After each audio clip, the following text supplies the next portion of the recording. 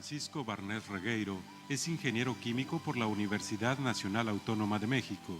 Obtuvo el grado de maestría en Ingeniería Química por la Universidad de California en Berkeley en 1997 y el de doctor en Política Energética y Ambiental por el Imperial College de la Universidad de Londres en 2001. Hasta febrero de 2011 fue socio de McKinsey & Company, donde se desempeñó como consultor desde 2001. A lo largo de su carrera en McKinsey, ha formado parte del liderazgo global de la empresa en las prácticas de sustentabilidad y energía, asesorando a gobiernos, organizaciones no gubernamentales y empresas del sector público y privado en toda América Latina, específicamente en los temas de energía, cambio climático, mitigación y adaptación, agua, sector petrolero, entre otros. Como consultor, se especializó en la elaboración de estrategias de crecimiento de bajo carbono, adaptación al cambio climático, energía y otros temas relacionados al desarrollo sustentable como agua, contaminación ambiental y residuos sólidos. Ha sido profesor visitante en la Universidad de Boston y ha recibido numerosos reconocimientos por su labor académica. También ha publicado diversos artículos en revistas y participado en multiplicidad de foros internacionales en materia de política ambiental y energética. A partir del 1 de marzo del 2011, ocupa la presidencia del Instituto Nacional de Ecología. Muy buenas tardes a todos. Yo quisiera empezar por agradecer la invitación a esta tan importante cátedra del doctor David Garza Salazar, rector del Instituto Tecnológico de Monterrey, de la zona metropolitana de Monterrey. Quiero también agradecer la presencia del ingeniero Fernando Gutiérrez, secretario de Medio Ambiente de Nuevo León, y desde luego de los distinguidos miembros del Presidium que me acompañaban. Es para mí verdaderamente un privilegio estar aquí. El Tecnológico de Monterrey se ha convertido ya en una de las instituciones más relevantes en materia de desarrollo sostenible. Es difícil ya pensar en no encontrarse colegas del TEC en cualquiera de las conferencias, en cualquiera de los ámbitos en los que estamos trabajando. Quiero empezar también por decirles a todos que a nombre del secretario Juan Rafael Elvira Quesada, una disculpa por no poder estar aquí. El secretario tenía todas las ganas de poder acompañarlos directamente. Para él ha sido siempre uno de esos temas de mayor relevancia. Voy a empezar por hablar hoy sobre todo de economía verde en el contexto del desarrollo sostenible. Si podemos darle a la presentación. La siguiente, por favor. Lo que tenía pensado para hoy era comunicar rápidamente una perspectiva de qué estamos pensando como gobierno en torno a la economía verde, describir algunos instrumentos de política que hemos venido implementando, particularmente en materia de economía de bajo carbono, y finalmente cerrar hablando un poco de los esfuerzos que estamos haciendo para tratar de fortalecer la capacidad institucional más allá de la que existe hoy, más allá de las instituciones del gobierno, con un esfuerzo público-privado que creemos que es fundamental para cerrar algunas de las brechas que existen en la interlocución entre gobierno y sociedad civil. La siguiente, por favor. Si pueden darle todo el clic a todo. Una rápida visión de qué es lo que estamos entendiendo nosotros por economía verde. De entrada, ¿qué es lo que queremos lograr cuando hablamos de economía verde? Desde luego que queremos alcanzar un mayor crecimiento económico, queremos generar empleo y aliviar la pobreza que prevalece en este país. Es fundamental preservar el capital natural y los servicios ambientales que tenemos. Reducir la vulnerabilidad como país. Ustedes pues, saben mejor que nadie, habiendo vivido uno de los peores impactos del cambio climático en Monterrey en tiempos cercanos, ¿no? Trabajar también en asegurar la seguridad energética, la seguridad alimentaria y la seguridad en el uso del recurso de agua y desde luego seguir contribuyendo como país a nuestras obligaciones comunes pero diferenciadas en torno a la reducción de emisiones a nivel global. Para ello, hemos identificado 7 áreas de enfoque principal. Una de ellas, que es en la que más estaré abordando el día de hoy, es la de cambio climático, pero no es la única. Cambio climático, sin embargo, está completamente interrelacionada con todas las otras áreas de la sostenibilidad de la que estaremos hablando. Está la preservación de la biodiversidad, el uso sustentable de la energía, desde luego, como decía el rector, el tema de la planeación urbana y las megaciudades, el manejo de residuos sólidos, el uso sustentable del agua y finalmente toda esta tensión que existe en el uso de la tierra entre bosques, ganadería, agricultura, etcétera, etcétera. ¿Cómo vamos a lograr esto? Es a través de la implementación de bastantes instrumentos de política. Esos instrumentos de política pueden ser varios, puede ser desde luego la política de precios, ir quitando, removiendo gradualmente los subsidios a los energéticos, es algo que en el país se ha venido haciendo, todavía no acabamos de hacer la tarea por completo, pero la verdad es que en los últimos años se ha pasado a dejar de subsidiar gran parte de las tarifas eléctricas, exceptuando quizá la de el sector agrícola o la de consumo, de las tarifas dirigidas al bajo consumo. La mayoría de ellas empiezan a reflejar ya los costos reales de generación de la electricidad y los precios de mercado. En el gas natural se han hecho también logros muy importantes. Las tarifas de gas natural están referenciadas a los mercados internacionales, particularmente a los mercados del sur de Texas, han dejado de estar subsidiadas. Se ha venido removiendo gradualmente los subsidios de la gasolina.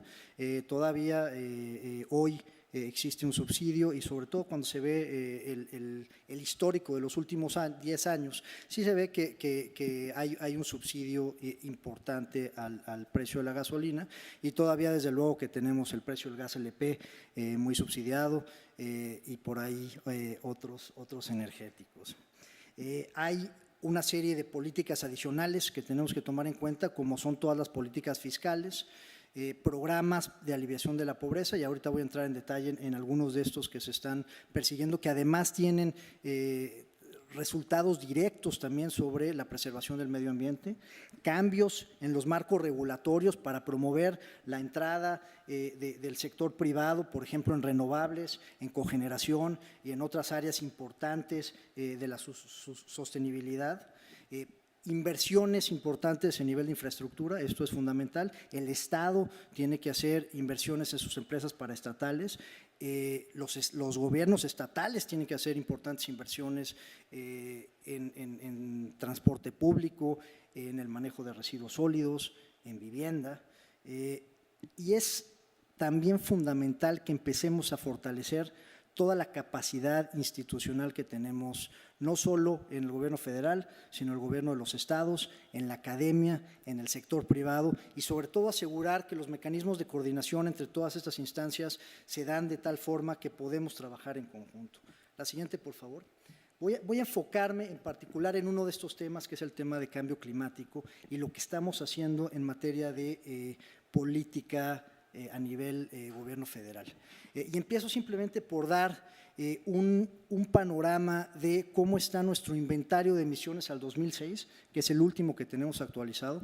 Como ustedes pueden ver, las emisiones en México en gran parte se explican por la intensidad energética, tanto desde el punto de vista del consumo de la energía como desde el punto de vista de la producción de la energía. La verdad es que México es un país que todavía, a pesar de los esfuerzos que se han venido llevando a cabo en los últimos años, sigue teniendo una matriz energética que no es de las más limpias del mundo, es más limpia que la de Estados Unidos, por ejemplo, pero no es de las más limpias del mundo y eso explica de alguna forma la contribución tan importante de la energía a el total de toneladas de carbono emitidas. Como línea base estamos partiendo de 710 megatoneladas en el 2006. Adelante, por favor. México ha adoptado 3 compromisos internacionales en los últimos años. El primero, un compromiso completamente unilateral, que es reducir 50 megatoneladas de dióxido de carbono al 2012. Es el Programa Especial de Cambio Climático y pues deberíamos estar acabando con eso el año que entra. Les comparto la buena noticia de que llevamos cerca del 70% del avance en cuanto al Programa Especial de Cambio Climático y esperamos cerrar con más del 100% para el fin de la administración.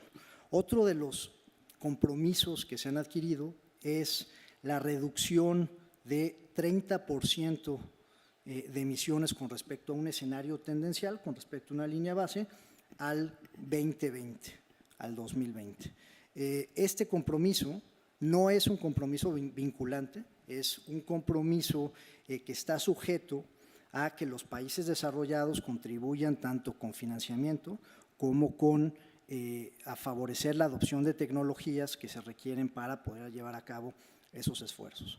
Y finalmente, otro compromiso que tampoco es vinculante, pero que es aspiracional, que es reducir en 50% las emisiones con respecto al año 2000 para el año 2050. Entonces, como ven, México sí se ha planteado una serie de compromisos muy importantes en materia de reducción de emisiones y ahora lo que tenemos que ver es cómo le vamos a hacer para entrarle a esto, ¿no?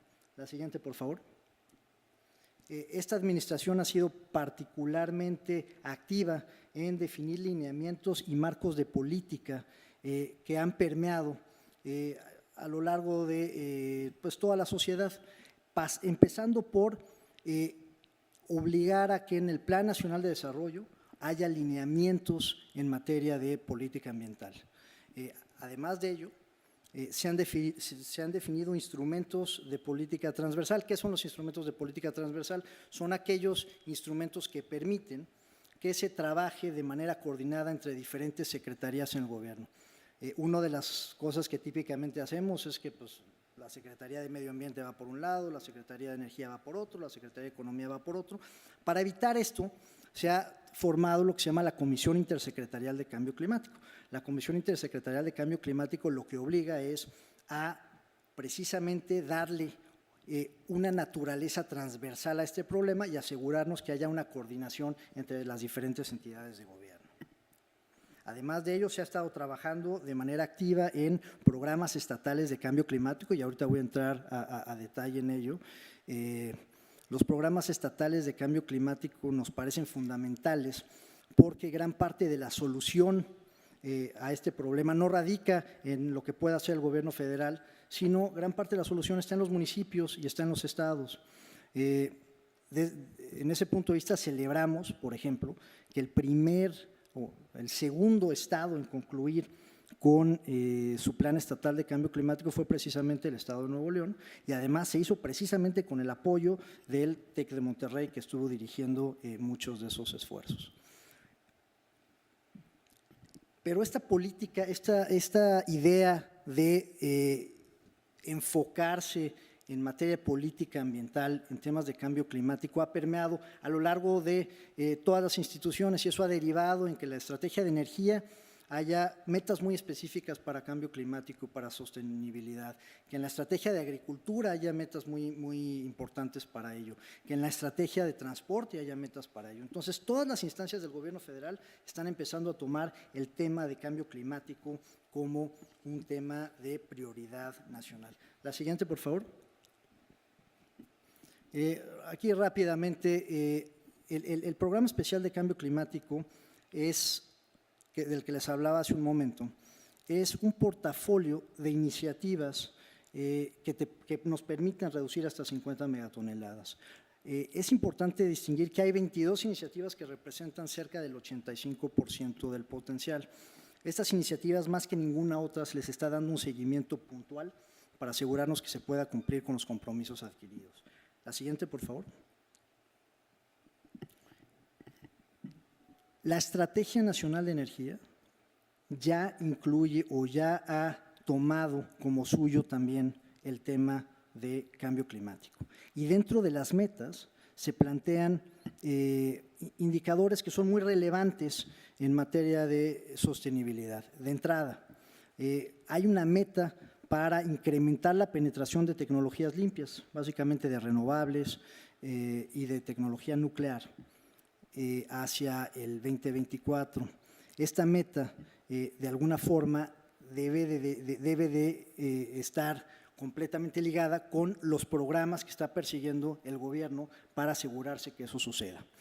Por otro lado, se ha implementado también mecanismos para evitar la quema de gas en las empresas paraestatales de energía, particularmente en Petróleos Mexicanos.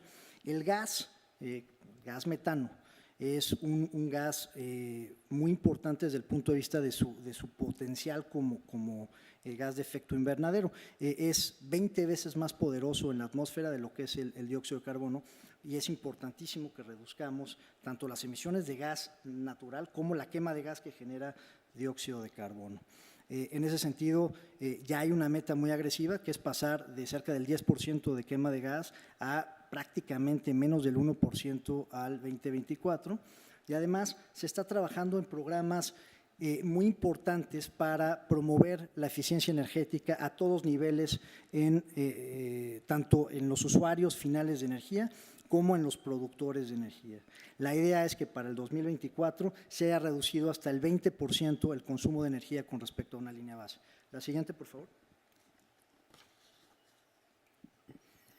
¿Qué se persigue con los planes estatales de cambio climático? Los planes estatales de cambio climático, aparte de ser un insumo fundamental para la planeación del gobierno federal, porque todo el trabajo que se hace en los estados tiene que ser incorporado como parte de la política nacional, nosotros lo vemos además como un mecanismo para ir fortaleciendo la capacidad institucional a nivel municipal y a nivel estatal. No todos los estados tienen el avance y que tiene, por ejemplo, el estado de Nuevo León. En ese sentido, lo que buscamos es tratar de asegurar que haya al menos unos mínimos de calidad en la información que se maneja, en las herramientas y en los insumos que se manejan, para poder extrapolar eso a nivel país. De hecho, idealmente, uno debería de empezar a construir las estrategias federales desde abajo, de lo que construyen los municipios y de lo que construyen los estados. Hoy estamos trabajando en manera paralela, pero en algún momento llegaremos a que eso funcione como se está planteando. La siguiente, por favor. Les comento nada más que de los 30 estados hay 22 planes estatales que están en camino. Se ha concluido con 4, el estado de Nuevo León, el estado de Veracruz, el estado de Oaxaca y el estado de Puebla. Adelante, por favor. Ahora, ¿qué vemos hacia adelante? ¿Qué vemos desde el punto de vista de política en materia de cambio climático hacia el 2020, hacia el 2030? Lo más importante es empezar a cambiar ese paradigma de que no podemos seguir creciendo la economía, de que no podemos seguir generando negocio sin contaminar, sin continuar con una intensidad muy importante en materia de carbono. Y precisamente ese cambio de paradigma es lo que queremos materializar a través de lo que llamamos un programa de crecimiento de bajo carbono. Esto es, ¿qué iniciativas podemos llevar a cabo que nos permitan seguir creciendo la economía, pero reducir la intensidad energética, reducir la intensidad de dióxido de carbono y además adaptarnos a el cambio climático? Y es precisamente ese trabajo el que vemos en la intersección entre 3 grandes temas: el desarrollo económico, la adaptación y la mitigación al cambio climático. Y eso es de lo que voy a estar hablando en los siguientes minutos. Adelante, por favor. Para poder tener una idea de cómo tenemos que reducir nuestras emisiones hacia futuro, pues tenemos que saber cuál sería nuestra proyección de emisiones si no hiciéramos nada al respecto, que es básicamente lo que se conoce como el escenario tendencial. Contamos ya con una línea base que parte de 710 a 995 megatoneladas al 2030, 872 megatoneladas al 2020. Les comento que esta línea base, si bien es un muy buen indicativo de cómo esperamos que evolución en las emisiones de dióxido de carbono, está sujeta a una serie de supuestos de cómo va a evolucionar la economía, de cómo va a permear las nuevas tecnologías en los diferentes sectores, y es importante que se esté revisando de manera continua. Hoy en día la estamos revisando y la estamos revisando con diferentes actores de la sociedad. Por ejemplo, estamos trabajando de manera de la mano del sector privado en revisar cuál es la línea base o cuál es la evolución de la línea base del sector industrial, porque es precisamente el sector privado el que mejor conoce cómo va a venir generando, desarrollando la producción de sus diferentes líneas de trabajo y qué insumos de energía va a necesitar. Y lo mismo para cada uno de los otros sectores. Adelante, por favor. Sobre esa línea base, sobre ese escenario tendencial de emisiones, hemos hecho un estimado de cuál sería el potencial de reducción de emisiones para México. Este trabajo es el que deriva precisamente en el compromiso de México de reducir 30% de sus emisiones con respecto al 2020, provisto que haya apoyo de tecnología de los países desarrollados y que haya también recursos económicos de los países desarrollados. Y en ese sentido, lo que hemos identificado es un potencial muy importante, tanto desde el punto de vista forestal, esto lo que quiere decir es dejar de reducir la tasa de deforestación, la tasa en la que estamos destruyendo los bosques, plantar nuevos árboles, plantar árboles donde no existían árboles antes, ¿no? En la capacidad de generación eléctrica, creemos que hay un potencial muy grande para México, tanto en la penetración de tecnologías limpias, como pueden ser la generación de electricidad a través de viento, la generación de electricidad a través de utilizar los insumos solares, las hidroeléctricas, pero no necesariamente las grandes hidroeléctricas, sino hidroeléctricas chiquitas, que se llaman las mini hidros, y otros tipos de tecnologías renovables.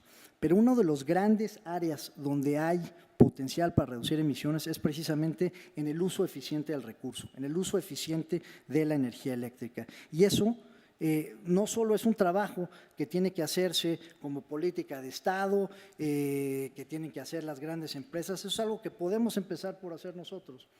¿Cómo? Migrando hacia tecnologías más eficientes que están disponibles, por ejemplo, cambiando los focos incandescentes por focos por luminarias que son más eficientes el día de hoy, pero también cambiando nuestras prácticas del día a día. Hay muchísimo que podemos hacer simplemente por apagar la luz cuando salimos de casa, por manejar con prácticas distintas a las que utilizamos de manera típica, ¿no? Que es acelerando de semáforo a semáforo, tratando de correr a 1000 por hora con grandes autos que contaminan muchísimo. El usuario y el usuario somos todos nosotros, podemos hacer mucho para contribuir a la reducción de emisiones en el futuro. Adelante, por favor. Ahora, ¿cómo se definió este potencial? ¿Cómo es que llegamos a ese número? Para ello lo que hicimos es construir lo que llamamos curvas de abatimiento de dióxido de carbono. ¿Y estas curvas qué representan?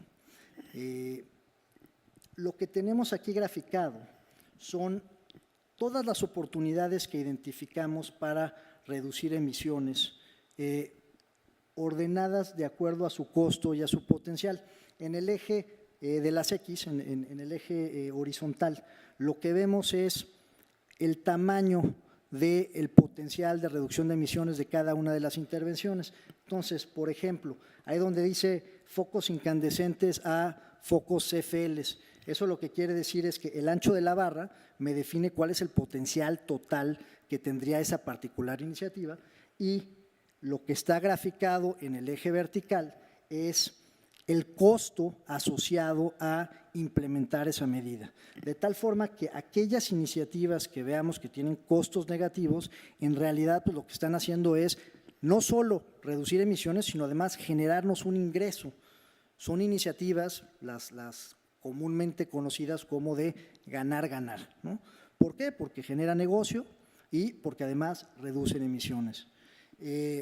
Ahora, que estén puestas ahí no quiere decir que sean fáciles de implementar. Incluso a muchas iniciativas que generan negocio, pues tienen barreras muy importantes para su implementación, que pueden ser barreras de corte político, barreras desde el punto de vista de financiamiento, ¿no? Por ejemplo, la eficiencia energética en la pequeña y en la mediana industria. Desde luego que hace sentido desde el punto de vista económico, pero pues, los pequeños empresarios tienen que invertir montos muy importantes de dinero con el que no necesariamente cuentan para poder implementar esas medidas. Y su otra opción es pedir dinero prestado, pero pues como son gente que no necesariamente es sujeta de crédito, se les presta de dinero a tasas muy altas. Todas estas son barreras que tenemos que abatir para poder precisamente lograr la implementación de estas medidas, ¿no?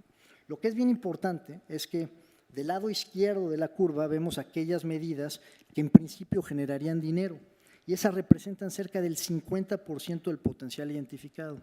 Eso lo que quiere decir es que podríamos implementar hasta la mitad del potencial que hemos identificado generando recursos. Eso es bien importante desde el punto de vista de cambio de paradigma en cuanto a que reducir emisiones nos cuesta y que México, por ser un país en vías de desarrollo, no puede poner su granito de arena. En principio, todo lo que está del lado izquierdo, pues lo deberíamos hacer porque está en nuestro mejor interés, más allá de que nos interesara o no nos interesara el problema global de cambio climático. La siguiente, por favor. Muchas gracias. Lo que es bien importante es que de ese potencial identificado, que es un potencial al final del día teórico, pues tenemos que convertirlo en realidad, tenemos que hacerlo proyectos y que esos proyectos tengan un dueño y que esos proyectos tengan dinero para financiarse. La buena noticia es que de ese potencial hemos identificado ya más o menos la mitad en proyectos específicos. Algunos de estos proyectos están ya en curso, se están ejecutando, otros proyectos están listos para ejecutarse, pero pues, todavía necesitan algo que puede ser financiamiento o abatir alguna barrera que lo detiene. Y hay algunos proyectos que están en la fase de conceptualización, de concepción, pero que debemos de seguir trabajando para pulir, para detallar y para poder echar hacia adelante. La siguiente, por favor. Una parte bien importante de esto es, ok, ya tengo los proyectos, pero ¿cómo lo vamos a pagar?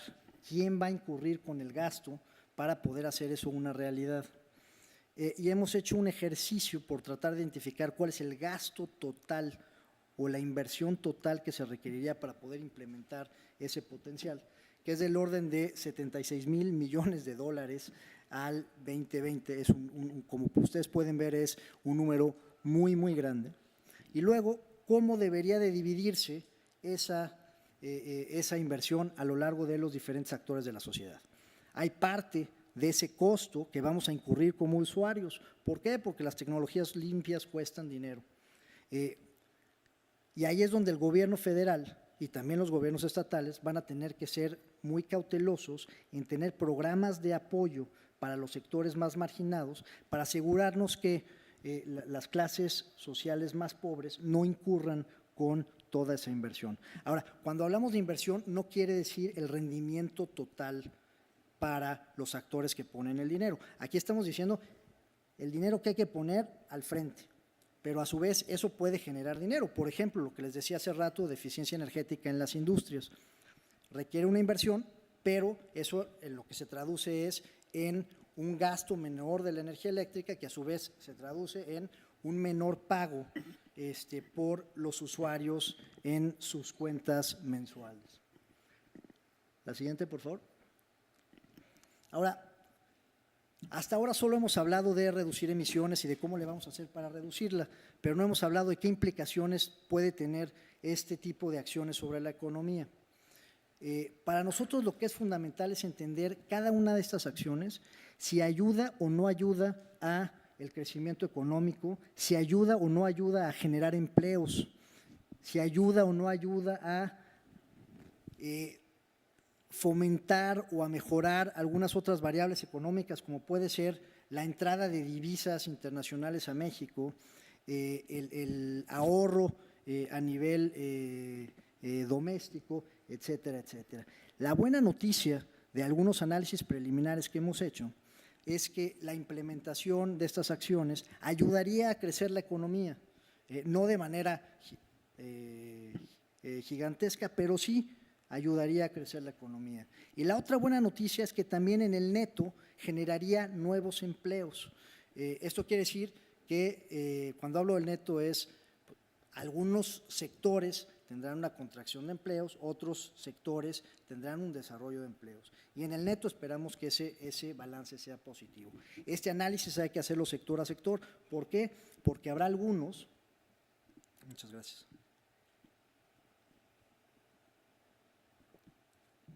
Algunos sectores que normalmente se verán beneficiados. Por ejemplo,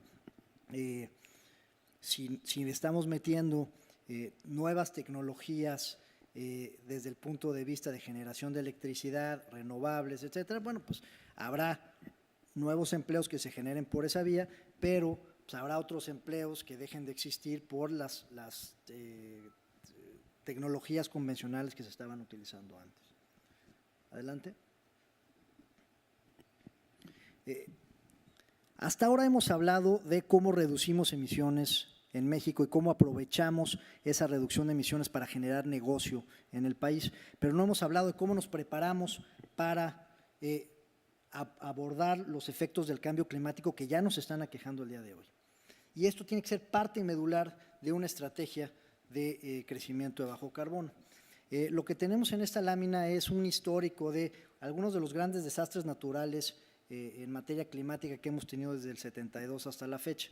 Como pueden ver en México, pues la verdad es que llevamos una historia bastante negativa en los últimos años desde el punto de vista de la cantidad de desastres que hemos tenido que abordar. Está el problema de Tabasco, si ustedes recuerdan, en Villahermosa, la inundación de la ciudad de Villahermosa, desde luego que el problema que aquejó a Monterrey con las intensas lluvias. Ha habido sequías extremas que han hecho que han derivado en pérdidas agrícolas muy importantes, en pérdidas en el sector ganadero. El nivel de las sequías ha generado los peores incendios de los que se ha tenido historia en los últimos años.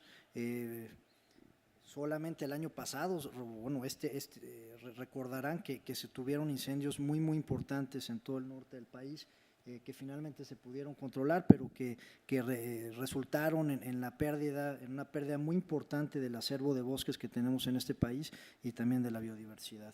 La siguiente, por favor.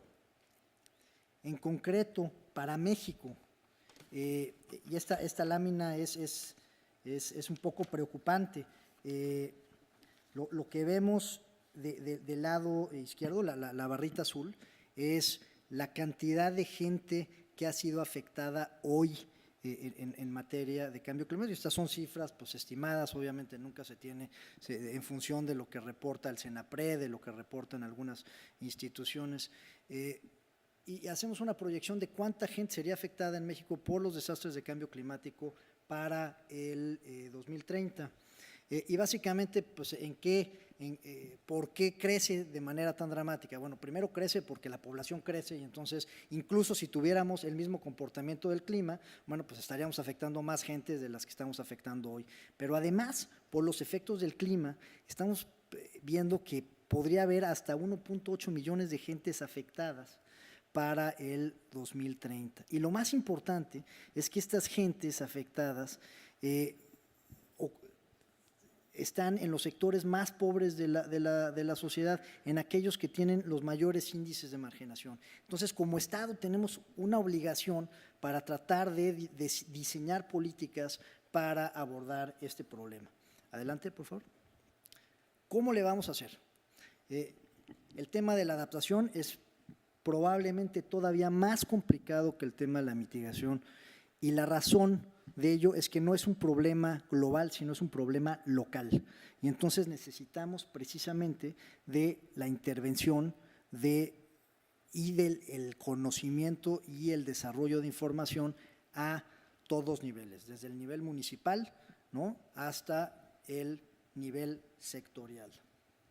¿Y qué es lo que queremos hacer primero que nada? Lo primero que tenemos que hacer es entender dónde están los riesgos. Incluso hoy, si tuviéramos una cantidad indefinida de recursos económicos, ni siquiera tendríamos la absoluta seguridad de dónde los deberíamos de enfocar para reducir el mayor riesgo. Entonces, lo primero que tenemos que hacer es conocer bien nuestros riesgos y para ello estamos trabajando en generar lo que llamamos los mapas de vulnerabilidad. Entonces, ¿qué es un mapa de vulnerabilidad? Un mapa de vulnerabilidad lo que nos dice es, en función de modelos del clima, ¿no?, cuáles son las áreas del país y los sectores económicos que van a estar más afectados. De tal forma que si ya vimos que en Villahermosa tuvimos los impactos que tuvimos por problemas de inundaciones atribuidas a la lluvia o al incremento en la precipitación pluvial, si además contrastamos eso contra modelos del futuro que nos dicen que va a llover todavía más, bueno, pues el menor de los daños que vamos a tener es equivalente al que ya tuvimos si no nos adaptamos y si no hacemos nada para responder a ese problema. Si tenemos identificado que ha habido incendios muy importantes atribuibles a sequías y lo que nos dicen nuestros modelos es que va a haber menos agua todavía en esas zonas y va a haber más sequías, bueno, pues lo que quiere decir es que probablemente el daño asociado a los incendios en el futuro va a ser todavía mayor al que tenemos el día de hoy. Entonces, con esos mapas, lo que queremos poder entender es cuál es el costo del cambio climático para diferentes riesgos, para sequías, para huracanes, para inundaciones, para cambios graduales de la temperatura o de la precipitación sobre diferentes zonas del país y sobre diferentes sectores económicos. De tal forma que pudiéramos decir, para el sector agrícola en el norte del país, yo ya sé cuál va a ser el impacto desde el punto de vista económico a la falta de agua. Y no solo desde el punto de vista económico, sino también desde el punto de vista social. ¿Cuántos empleos me va a costar? ¿A cuántas comunidades voy a desplazar? Para que podamos tener una cuantificación tanto numérica, ¿no?, cuantitativa, como cualitativa de dónde están los riesgos. Y esto lo que nos va a poder permitir hacer es tomar decisiones y priorizar el uso del dinero. Si tenemos recursos restringidos, si tenemos dinero finito, bueno, pues ya sabemos en qué zonas tenemos que ir a colocar ese dinero. El siguiente paso es identificar qué acciones podemos hacer para reducir ese riesgo y contrastar el valor o el costo de tomar esa acción contra el riesgo que me reduce. Y de esa forma definir si es rentable o no es rentable llevar a cabo esa acción. Aquí sí hay que desde el principio poner a consideración que es bien difícil ver esto desde el punto de vista económico, porque hay muchas afectaciones que son difíciles de cuantificar, como puede ser temas de biodiversidad, como pueden ser efectos sobre la salud, como pueden ser efectos sobre comunidades desplazadas. Entonces, lo que es importante es ver dónde está el riesgo y tomar acciones importantes para reducir esos riesgos. Y aquí les voy a presentar un ejemplo de lo que ha estado haciendo la Comisión Nacional del Agua. La siguiente, por favor, para precisamente abordar el problema de la escasez de agua. Lo que está del lado izquierdo es el balance entre la oferta de agua, tanto desde el punto de vista de agua superficial como de agua subterránea, comparado contra la demanda de agua. Y la demanda de agua que proviene de muchos sectores, del agua que necesitamos para el sector agrícola, del agua que necesitamos para la industria, del agua que necesitamos para las ciudades. Y lo que vemos es que incluso hoy podríamos hablar de que existe una brecha entre esa oferta y esa demanda. ¿Cómo podemos decir que hay una brecha hoy si estamos satisfaciendo la demanda? Bueno, lo estamos haciendo de manera no sustentable. Estamos acabando con el acuífero y estamos acabando con el agua superficial.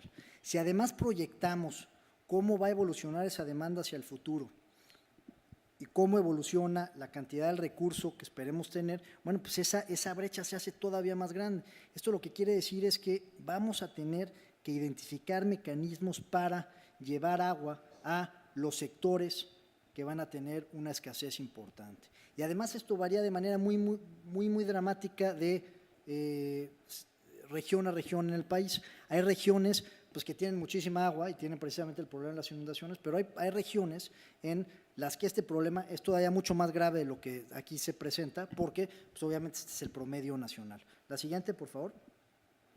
Y todavía la peor noticia es, eso es sin tomar en cuenta las variaciones tan importantes de temperatura que se asocian al cambio climático. Si además contrastamos eso para diferentes escenarios climáticos, el escenario A2, que es el que está ahí ilustrado, es un escenario moderado de cambio del clima, podemos ver que esa brecha todavía se incrementa y este problema se hace todavía más grande. La siguiente, por favor.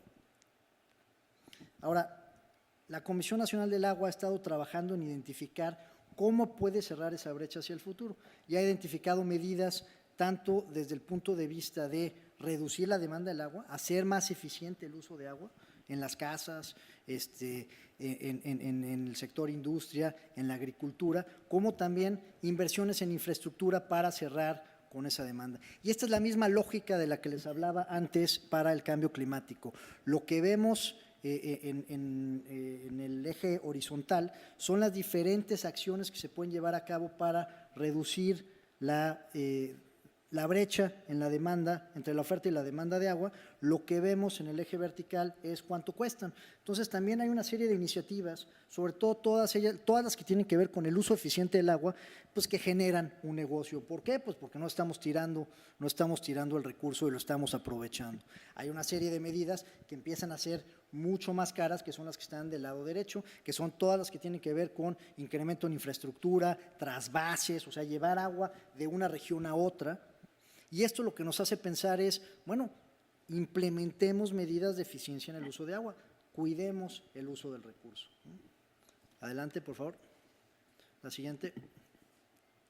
Y voy a cerrar simplemente diciendo que para trabajar en estos temas de mitigación, para trabajar en estos temas de adaptación, necesitamos fortalecer la capacidad y el conocimiento de nuestra gente. Y ese conocimiento lo tenemos que fortalecer tanto en el gobierno como en las universidades. En ese sentido, el Tecnológico de Monterrey ha sido un pionero en tratar de entrada en darle relevancia a este tema, luego en darle relevancia a la naturaleza transversal de esto y luego además asegurar que sale gente de muy buen nivel académico para ir a trabajar en esto y a ser productivo en el futuro. En el gobierno estamos trabajando en fortalecer algunos de los institutos de investigación. Tenemos el Instituto Nacional de Ecología, que es donde yo trabajo. Estamos trabajando en asegurar que podemos mejorar el nivel de la gente, mejorar las herramientas que manejamos para poder darle solución a algunos de los problemas. Pero esto no es suficiente. Hay que cubrir algunos espacios, sobre todo espacios de coordinación entre diferentes sectores. Y en ese sentido estamos planteando la creación de un nuevo centro, el que estamos llamando Centro de Economía Sustentable, para precisamente abordar este tipo de problemas de cambio climático, pero de manera en una alianza entre la sociedad civil y el gobierno federal, de tal forma que sea un centro independiente del gobierno, pero ligado al gobierno, un centro independiente del sector privado, pero con gente del sector privado en su consejo de dirección, independiente de la academia, pero con gente de la academia en su consejo de dirección, precisamente para fortalecer ese diálogo que es necesario entre diferentes sectores y niveles de la sociedad. Y la idea es que este centro pueda proveer al gobierno de elementos para generar políticas públicas, que pueda proveer al gobierno también una claridad de, por ejemplo, cuáles son las barreras que impiden que el sector privado se mueva más agresivamente hacia negocios verdes. Pueden además ayudar no solo al gobierno federal, sino a los gobiernos de los estados e idealmente servir para ayudar a otros países en vías de desarrollo a que hagan este tipo de acciones en un futuro. Estamos trabajando sobre generar este centro y esperamos que el secretario de Medio Ambiente y el señor presidente lo puedan anunciar en los próximos meses, pero creemos que va a servir precisamente para seguir contribuyendo en este tipo de temas hacia futuro. Particularmente, además, a reforzar esa idea de que México puede hacer algo también por los países en vías de desarrollo de la región, particularmente los países de Centroamérica y los países del Caribe, con los que tenemos una obligación como país. La siguiente, por favor. La siguiente. La siguiente. Y cierro con esta. Más allá de que todo este trabajo se tenga que hacer con una visión de largo plazo, pensando en el 2020, en el 2030, lo que es bien importante es aprovechar algunos momentos políticos de manera internacional, porque hay algunas coyunturas como reuniones importantes. Por ejemplo, ustedes habrán oído hablar de las cumbres de cambio climático, donde se negocian o se trata de llegar a acuerdos internacionales. Del G20, ahora mismo está nuestro presidente en Cannes para una reunión de los países más desarrollados del mundo, o de algunas otras reuniones internacionales donde se discuten este tipo de cosas y donde se llegan a acuerdos. Este tipo de reuniones son importantes porque de alguna forma ayudan a catalizar la toma de decisiones a nivel internacional. En ese sentido, estamos trabajando para que podamos llevar parte de este conocimiento a la cumbre de cambio climático de Durban, que se va a llevar a cabo en los próximos 2 meses, bueno, en un mes ya, a principios de diciembre en Sudáfrica, y para que también tengamos muchos más elementos como país para impulsar la sostenibilidad en un contexto internacional el año que entra, en la reunión de G20 que se va a llevar a cabo en México. Pues aquí cierro, les agradezco muchísimo el tiempo, la paciencia, y bueno, pues cualquier pregunta que quieran estoy a sus órdenes.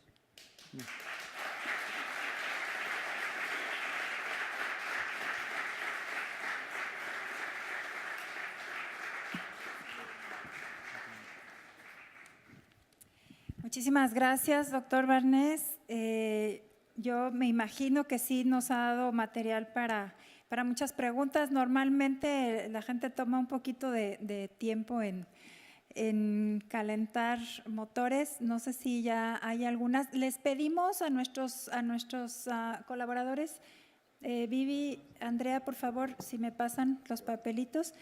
El motivo por el cual en esta sesión se piden los papeles es porque las preguntas que no alcanzan a ser respondidas en esta sesión nos las llevamos al encuentro con la comunidad que tendrá lugar esta tarde de 5 a 7, y ahí se desahoga el resto de las preguntas. Entonces no es por otra cosa, sino porque necesitamos conservarlas para poderlas responder ahí. Israel, por favor. Doctor, la causa número 1 de gases de efecto invernadero es la deforestación, la contaminación, el desperdicio de agua, la pérdida de suelo agrícola, la pérdida de la biodiversidad, ¿o cuál consideraría usted que es?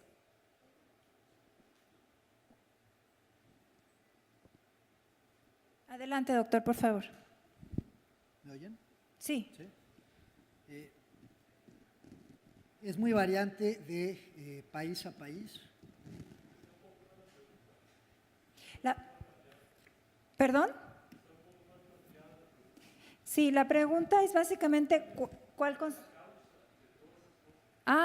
es la causa de la deforestación, la contaminación, la pérdida del suelo, la pérdida de la biodiversidad? ¿Cuál es la causa básicamente entonces? ¿Cuál es la causa número 1 de la emisión de gases de efecto invernadero? A ver, la verdad es que es muy variable de país a país. En general,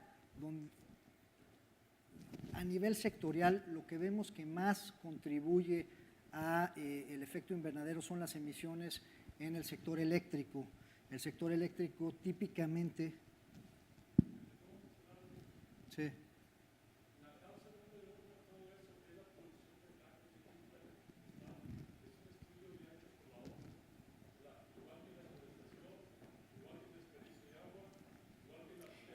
Sí, ¿sabe qué? Discúlpeme, vamos a… Bueno, vamos a dar paso a las preguntas. No sé si se entendió la pregunta, si fue respondida. A ver, no sé si te refieres a nivel… pero en dióxido de carbono, en deforestación, en agua, en uso de suelo, en fin, hay muchas cosas. Sí.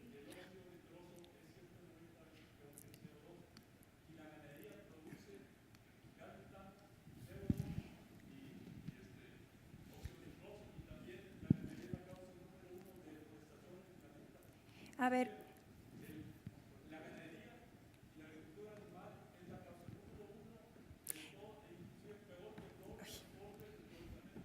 Le voy a pedir una disculpa a nuestro participante porque para efectos de transmisión no se escucha en la transmisión si usted está hablando sin micrófono, y entiendo que lo que está haciendo es más bien un comentario muy extenso. Está usted respondiendo, si entiendo bien, su propia pregunta. Entonces, bueno, entiendo que ya quedó respondida. Entonces, voy a pasar a otras preguntas. Algunas de ellas son reiterativas, entonces voy a seleccionar las que puedan ser más representativas. Mientras le voy a pedir al licenciado Eugenio Clarión que nos dé un comentario, por favor, licenciado. Sí, bueno, ¿se escucha?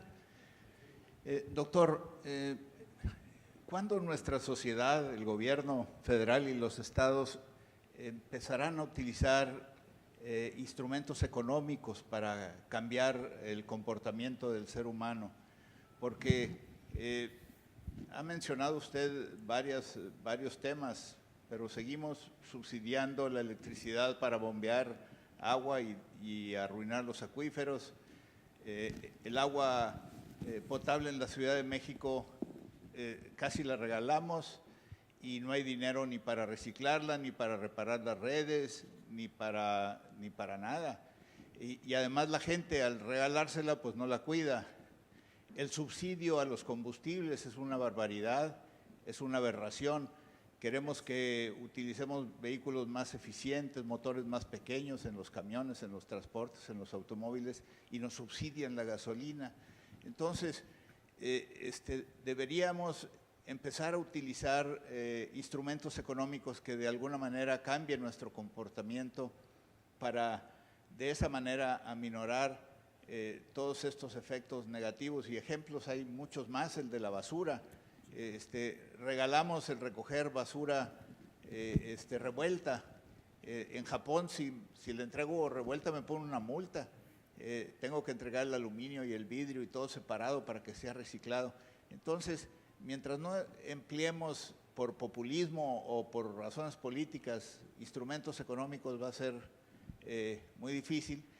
Y un comentario final que se me pasó a hacer hace un momento, y es agradecerle a la maestra Nelly Correa por su eficiente organización de este evento.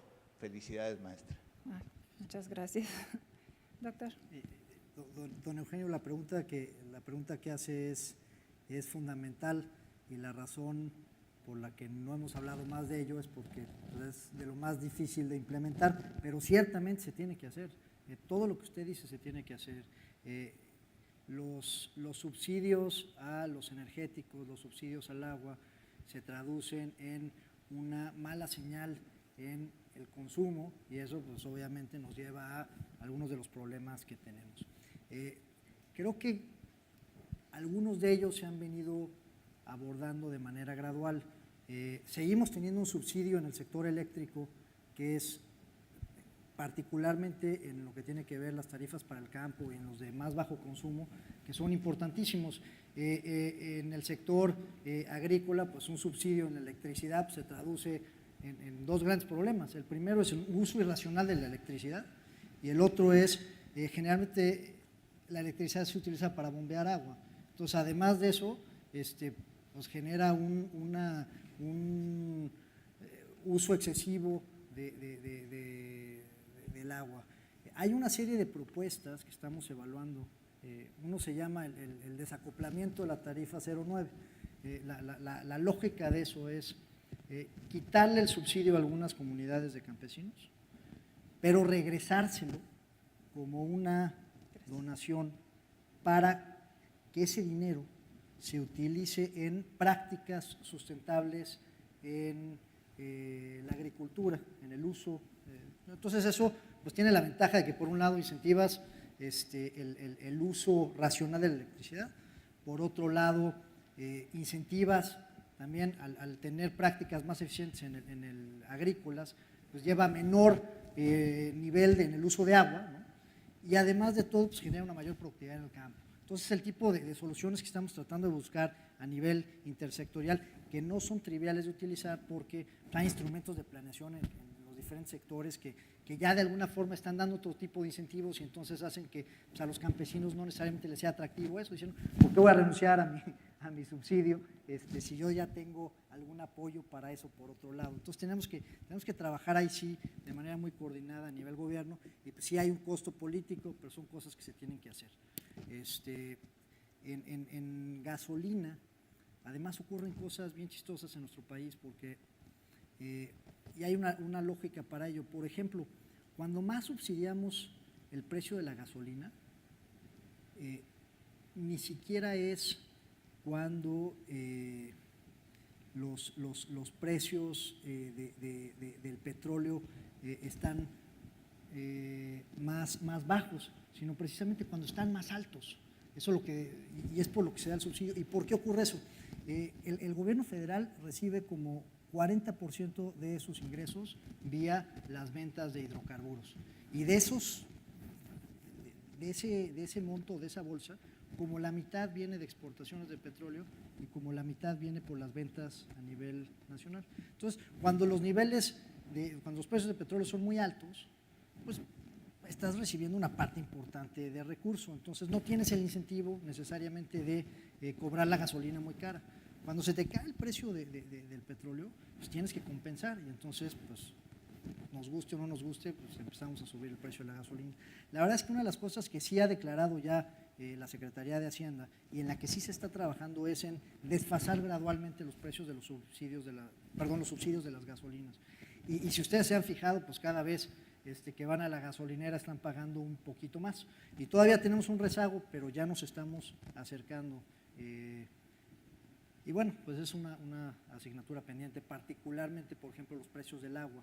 Los precios del agua sí son pues más que subsidiados en México. Eso es común a muchas economías del mundo, pero es difícil mandarle la señal a la gente que el recurso cuesta, que el agua no es gratis, que el mover el agua tiene costos importantísimos para el país y que esos costos pues alguien los tiene que incurrir.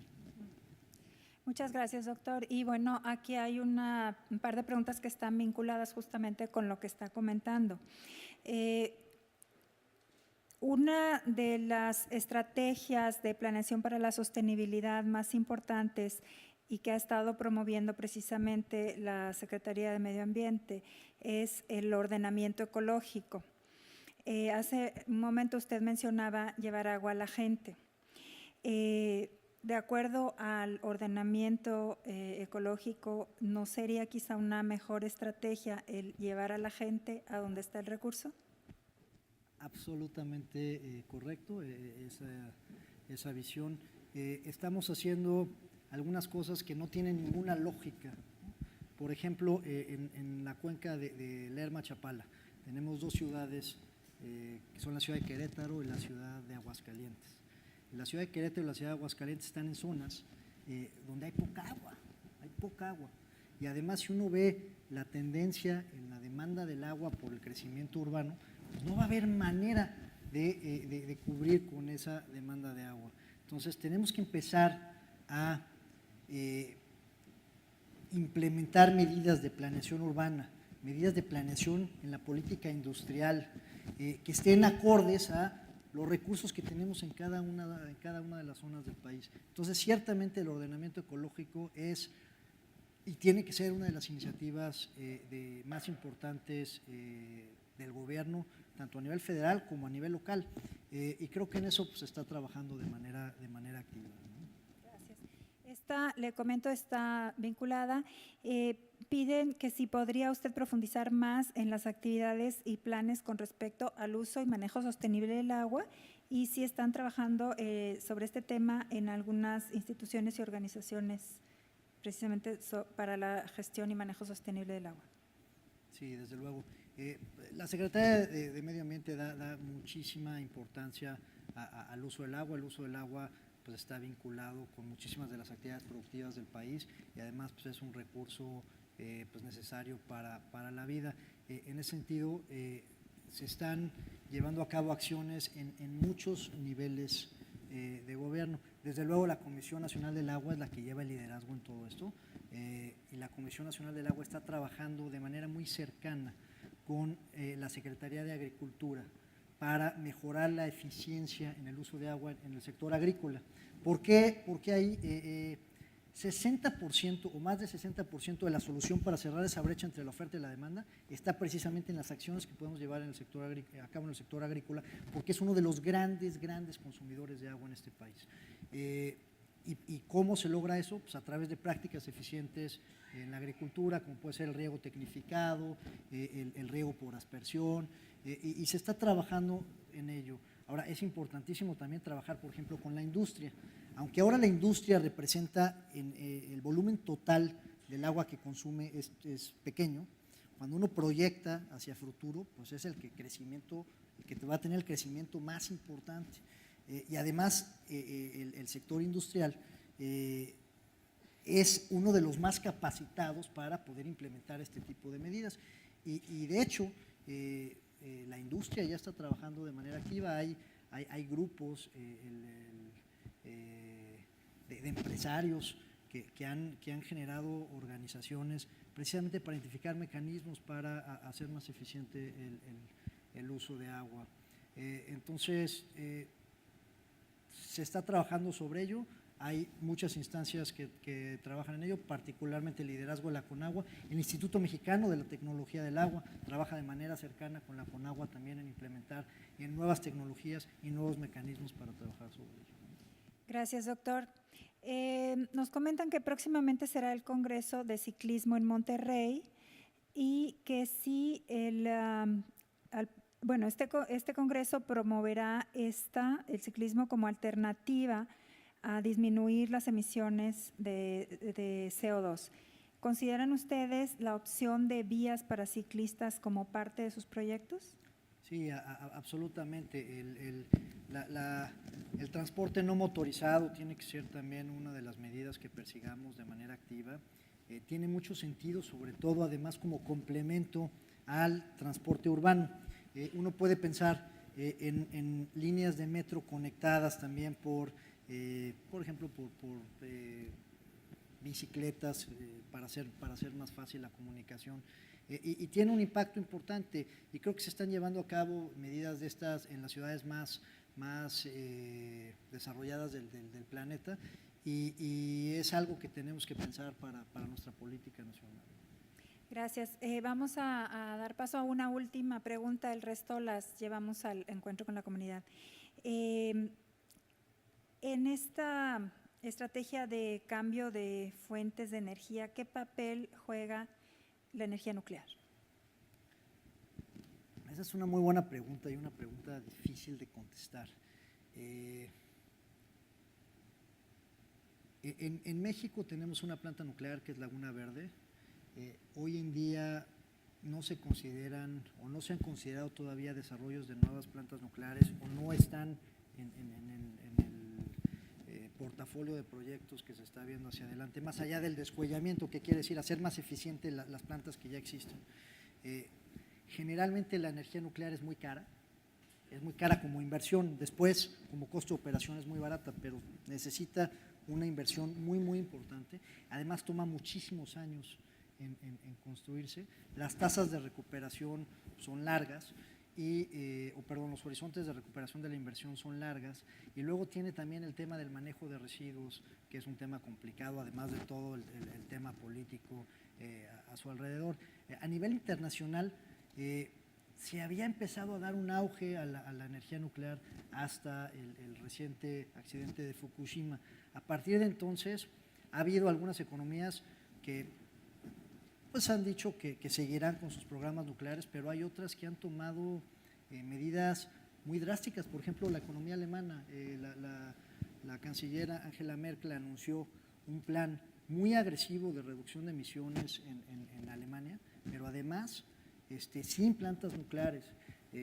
Ya ha puesto un poco en alto el programa nuclear. Entonces yo creo que depende de país a país. En el caso de México, en este momento no tenemos un planteado, hasta que donde yo sepa, eso no es mi área de competencia, esto lo sabría mucho mejor la Comisión Federal de Electricidad o el Instituto de Investigaciones Nucleares, pero hasta donde yo entiendo, no tenemos ahorita nuevas plantas nucleares programadas en los próximos años. Muchísimas gracias, doctor, por responder estas preguntas, por su conferencia. Vamos a invitar…